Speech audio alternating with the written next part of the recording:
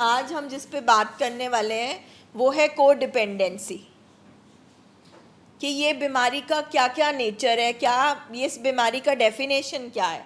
तो सबसे पहले तो हमें मानना है कि ये ब्रेन डिसऑर्डर है, दिमाग की खराबी है, full stop. It is a disease, ये आदत नहीं है, ये एक पर्सन मतलब जानबूझ के नहीं कर रहा है, अब उसके ब्रेन में डिफेक्ट आ गया है। और नेचर क्या है? नेचर ये सारा है। डेफिनेशन क्या है according to WHO? Because world health organisation सारी बीमारियों को और ट्रीटमेंट्स को रेगुलेट करती है। तो इतनी रिसर्च के बाद जब उसने बोला है दिमागी बीमारियां होती हैं तो होती हैं, और ये प्रूफ है, हॉस्पिटल्स हैं इसके। डॉक्टर भाटिया कोई अकेले साइकेट्रिस्ट तो है नहीं दुनिया में। ओके, सो बीमारी कैसी है? प्राइमरी। सबसे पहले प्राइमरी हमारे पेशेंट का शरीर, जब मैं बोलती हूँ शरीर उसमें ब्रेन भी आ जाता है। हमारे पेशेंट का शरीर बना ही ऐसा है कि ये बीमारी जीन्स में आई है, जन्मांध्रू है ये। अगर एडिक्शन वाला पेशेंट है तो उसके अंदर जब पहली बार ज़िंदगी में नशा गया, केमिकल रिएक्शन तो उसी दिन शुरू हो गया। चाहे सिगरेट का कश गया, चाहे कोई नशीली टैबलेट गई, अल्कोहल गई, कुछ भी गया। ठीक है। दूसरा चीज़ WHO बोलता है इट इज़ क्रॉनिक। जाहिर है जन्मांध्रू है तो लंबे समय की होएगी, like cancer, like diabetes, like hypertension. तीसरी चीज़ WHO बोलता है ये प्रोग्रेसिव है। जैसे हर बीमारी बढ़ती है, ये बढ़ती रहती है और ये जानलेवा है, फेटल इफ़ अनट्रीटेड। अगर इसका इलाज नहीं होगा तो ये जानलेवा है। अब आप सोचो दिमाग खराब है तो दिमाग जब खराब होता है वो कुछ भी हो सकता है। सुसाइड हो सकती है, ओवरडोज में डेथ हो सकती है, नशे की हालत में एक्सीडेंट हो सकते हैं, झगड़े हो सकते हैं, यही सब होता है। अगर दिमाग खराब होगा तो यही हरकत होगी। हमारा पेशेंट अगर उसके दिमाग में केमिकल इतने बढ़ जाए, वो अपने आप को भी मार सकता है, वो किसी को भी मार सकता है। अगर उसके दिमाग में कोई थॉट आ गया, वो थॉट में इतनी पावर है कि वो एक थॉट उससे कुछ भी करा सकता है। इन अदर वर्ड्स, हमारे समाज में जो कुछ भी हमारे आसपास हो रहा है वो दिमाग खराब का ही नतीजा है। क्योंकि सही दिमाग क्राइम नहीं कर सकता, सही दिमाग फादर को बेटी का रेप नहीं करवा सकता, सही दिमाग इतने झगड़े और क्राइम, सुसाइड नहीं करा सकता। So mental health is very important. फिर WHO का मानना है ये बायो डिजीज़ है, ये शरीर को धीरे धीरे ख़त्म कर देती है। आपका ब्रेन, लिवर, किडनी, सोना, पीना, खाना इज़ ऑल शरीर। ठीक है। अगर फिज़िकल हेल्थ ठीक नहीं है, ब्रेन खराब है, तो आप दिमाग में सोचें हैं वो भी बीमार, दिमाग से हम महसूस करते हैं वो भी बीमार, इमोशंस हैं, हमारे एक्शन सारे दिमाग से निकलते हैं वो भी बीमार। फिर WHO बोलता है ये सोशियो डिजीज़ है। सोशियो मीन्स आपकी दुनियादारी, आपके रिश्ते, आपकी एजुकेशन, आपका सेक्स लाइफ, आपकी जो दुनियादारी वर्क आप करते हैं, ये सब ख़त्म हो जाता है। क्योंकि दिमाग ने सब कुछ करना है। अगर दिमाग ही ठीक नहीं है, हेल्थ ठीक नहीं है, मेंटल हेल्थ, तो हम कुछ नहीं कर पाएंगे।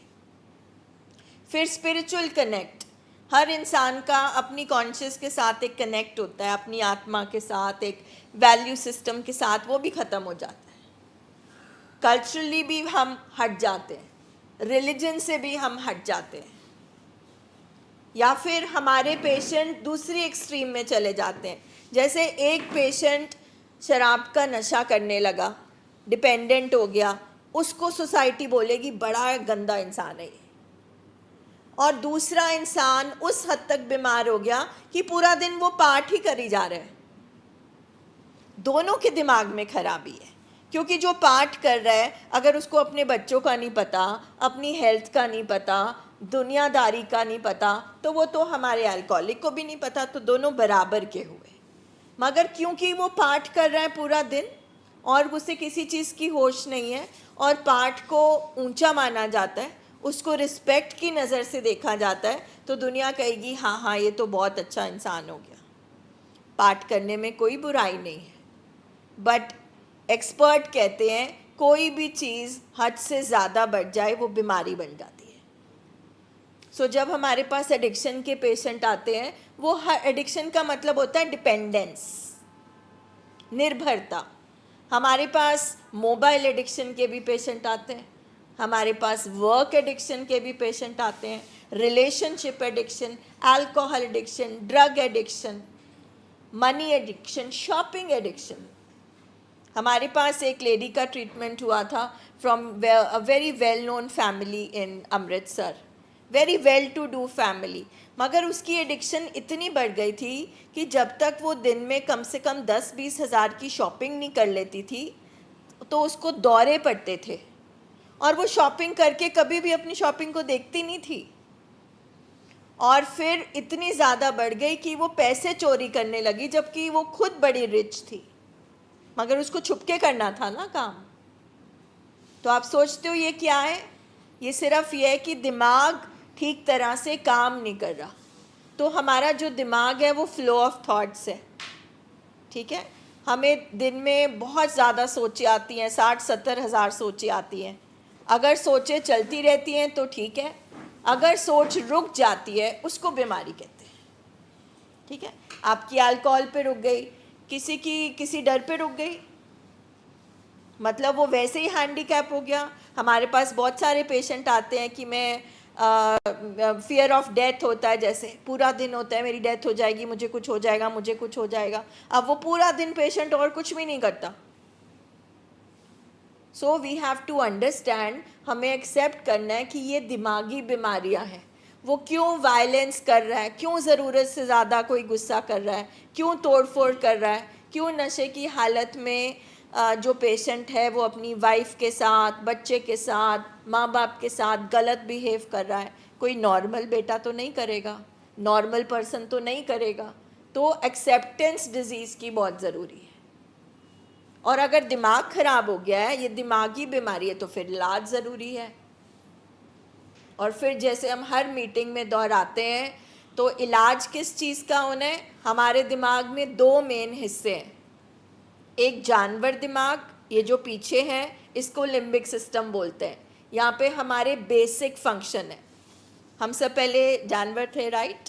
एवोल्यूशन के बाद इंसान बने, तो हमारे दिमाग में जानवर दिमाग भी है जो ज़रूरी है, क्योंकि जानवर दिमाग बेसिक फंक्शन करना है। हम सांस लेते हैं यहाँ से, हम महसूस करते हैं यहाँ से, हमारा खाना पीना सोना सर्वाइवल। जैसे जानवर को पता लग जाता है उसको खतरा आ रहा है, तो इसी तरह हमें भी पता लग जाता है खतरा है, या लड़ो या भागो। तो ये हमारे अंदर सिस्टम फिट है। मगर हमें जानवर से अलग बनाया भगवान ने, हमें ये प्री फ्रंटल कॉर्टेक्स देख के, मत देखकर, ह्यूमन माइंड देखकर। ये हमारी ब्रेक है, ये हमारा डिसीजन बनता है, यहाँ से फैसला होता है। और जब ब्रेन सही चल रहा होता है तो इसके पास ज़्यादा पावर होती है, ये होता है कमांडर। और जब ब्रेन खराब होता है तो कौन कमांडर बन जाता है? बस ये हो रहा है। तो हम ठीक ही बोल रहे हैं जब हम अपने पेशेंट को बोलते हैं ना तेरी मत मारी गई है, हम ठीक बोल रहे हैं, वो सच्ची में हुआ है।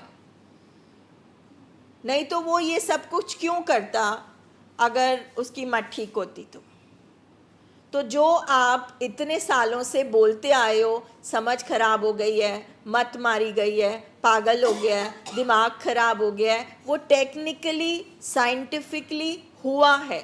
जैसे हड्डी टूटती है, जैसे ब्लड प्रेशर घटता है, जैसे वॉमिटिंग आती है, बिल्कुल उसी तरह से ये ब्रेन में हुआ है। ये हिस्सा टूटा हुआ है, ये हिस्सा काम नहीं कर रहा, उसको दिख रहा है मगर वो कर नहीं सकता। तो अब बात आ जाती है कि फिर कौन करेगा? पेशेंट तो नहीं समझ सकेगा, पेशेंट चाहेगा, मगर पेशेंट की बीमारी उसको पीछे खींच लेती है। वो चाहता है, जैसे आप चाहते होगे कि मेरी बेटी को बुरा लगता होगा, बट आपकी जो ब्रेन है, आपकी समझ को हाईजैक किया हुआ है बीमारी ने। आप 2 स्टेप आगे लेते हो, वो बीमारी आपको 4 स्टेप पीछे खींचती है। So that is why we say it is a family program. इस बीमारी में इलाज पेशेंट अपना खुद नहीं करा सकता, इसीलिए फैमिली का रोल इम्पॉर्टेंट है. जिस तरह से किसी भी बीमारी में, अगर हमारे फैमिली मेंबर को बेड रेस्ट है तो बाकी फैमिली ध्यान रखेगी. अगर हमारे फैमिली मेंबर का हाथ टूट गया है तो दूसरे उसको खाना खिलाएंगे.